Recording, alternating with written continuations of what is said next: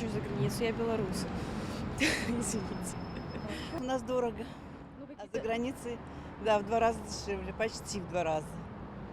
Покупала в Литве пару раз лекарства. Ну, во Франции покупаю что-то, то, что мне нравится.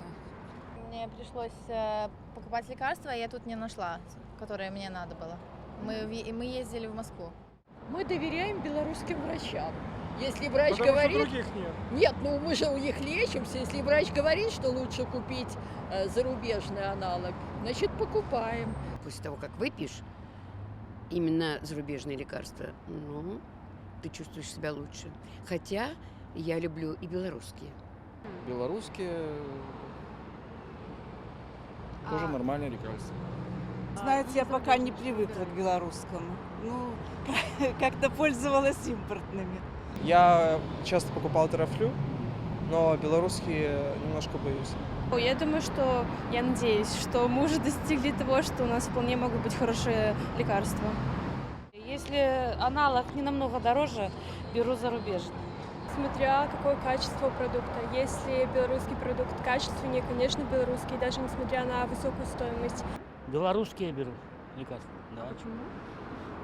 По-моему, более эффективнее, чем не наши. Черт его знает, что там. Были прецеденты, когда импортные реально помогли, а белорусские нет. Ну, как-то европейской фармацевтике больше, наверное, доверяешь. Белорусский какого-то другого качества. Он мне не помогает. Я даже в Москве стараюсь покупать не обычный цитрамон, а цитрамон ультра.